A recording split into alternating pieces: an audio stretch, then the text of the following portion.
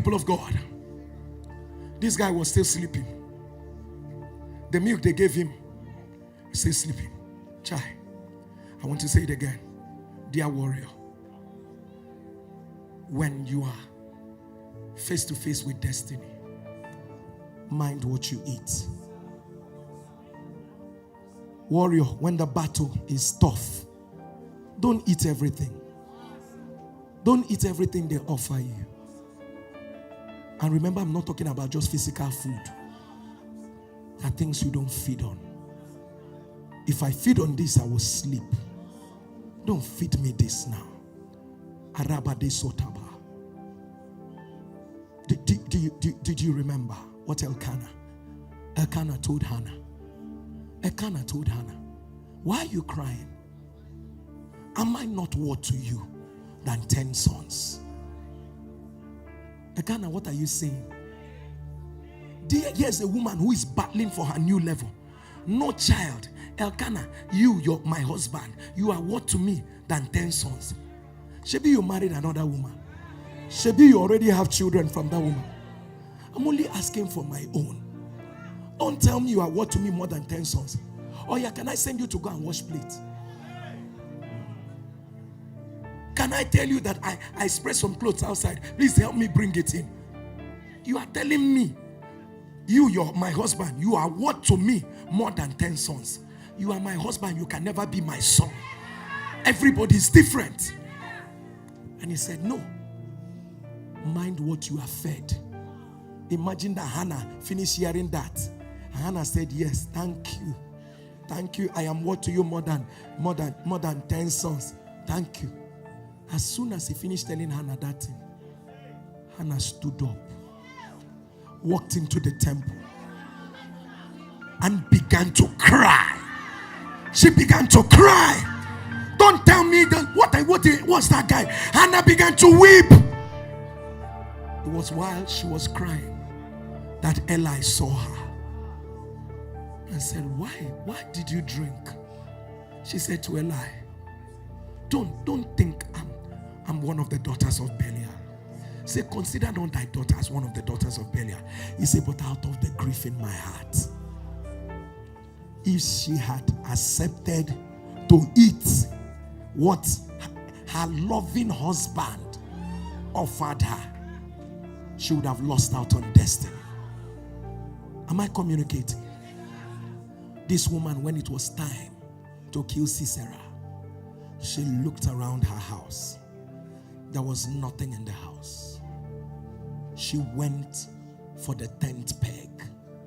I mean, if you understand tent, typical tent, if you've ever been where they are putting typical tent, you find out that there's something that looks like nail. I don't know whether that the technology has improved. Something that looks like nail that they put in the ground in order to stabilize the tent. Am I correct?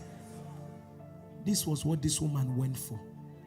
Went to that thing that held her house. She went and brought it out. She went to her foundation. When it was time for Sisera to die, she went to her foundation. A weak foundation cannot kill a great warrior. Jael went to her foundation. You know, the reason why you are solidifying yourself and you're wondering, Lord, and you don't know, you don't have an understanding. You're saying to God, God, build me, let them see me. They need to see I'm a skyscraper. I'm a skyscraper. The Lord says, no. I'm in the season where I'm putting a lot of things in your foundation. I know men are not seeing it, but I'm fortifying you. I'm fortifying you because what I am putting in this foundation, you will use it to scatter warriors. So, when God begins to build you, don't be in a hurry to say, God, let me rise. Say, God, put all that needs to be put in this foundation. This was everything. She didn't have to borrow anything from anybody. It was in her foundation. Makotala. Consecration was in her foundation. Spiritual discipline in her foundation. Being able, there were things God had put in her foundation. Sakabande sopoto shiba lebiada. Apparently, she might be one of those who people were saying, let God see you, let people see you, let people see you. But God was taking time to put all that she needed. I know you want to marry. I know you want a new season. I know you want some things to happen. But do you realize that God is taking this time to build your foundation? God is taking this time. You are not being delayed. You are being built. You yourself, you can testify that there's a fortification that you feel. You are not being ignored by God, but you are being built. So some of you are in the season where it literally feels that God is changing everything you used to know about him. You are now understanding prayer. You're now understanding, okay, is that what I'm supposed to do? You now have a lot more wisdom and all that. You are now in that place where what used to excite you before no longer excites you.